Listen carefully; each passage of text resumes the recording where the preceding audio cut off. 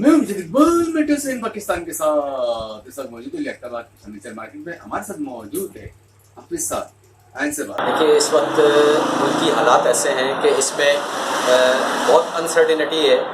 लोगों को अभी भी यकीन नहीं है कि इलेक्शन वक्त पे हो जाएंगे, क्योंकि जो मामलात चल रहे हैं इस वक्त, सियासी मामलात या जो आपके तमाम मामलात जो चल रहे हैं वो ऐसे नहीं हैं कि जिसके अंदर आप ये कह सकें कि इलेक्शन वक्त पर हो जाएंगे। दुआ है अल्लाह से कि अल्लाह पाक इलेक्शन वक्त पर हो जाए। सपोर्ट करना चाह रहे हैं? अब किसको सपोर्ट करना चाह रहे हैं ये तो आने वाला वक्त ही बताएगा कि किसको सपोर्ट करना चाह रहे हैं, लेकिन मुख्तदर हल्कों में तो इसका फैसला हो चुका है। अब बाकी आके अल्लाह मालिक है कि क्या होता है। अच्छा, आजकल मार्केट में आग लग रही है, फिर ताजिर बिरादरी परेशान हो गई, फिर रोडों सड़कों पे आने शुरू हो गई, क्या समझते हो? देखिए, ताजिर बिरादरी तो बहुत ज़्यादा परेशान है। जो प्लाज़ों में या शॉपिंग सेंटर्स में जो आग लग रही है उसके लिए सबसे ज़्यादा जो मुतासर होता है वो ताजिर ही मुतासर होता है। लेकिन उसके लिए पहले तो ये चाहिए कि गवर्नमेंट को जो लोग इसके ज़िम्मेदार हैं उनको कैफ़रे किरदार तक पहुँचाया जाए, ताकि आइंदा इस किस्म के वाक़यात ना हों।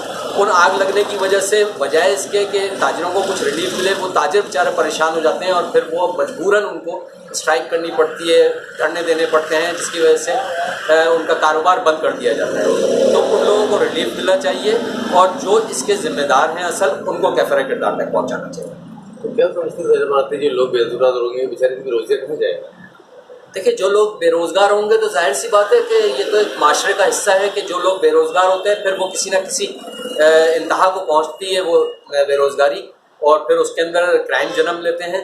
और वही वजह है कि आज आप कराची में क्राइम का रेशो देखें तो हर दूसरे दिन जो है वो आपको आपके मोहल्ले में ही क्राइम होता हुआ मिलेगा। छीना झपटी है, लूटमार है, डकैतियाँ हैं, चोरी है, ये सब वही उसी का नतीजा है।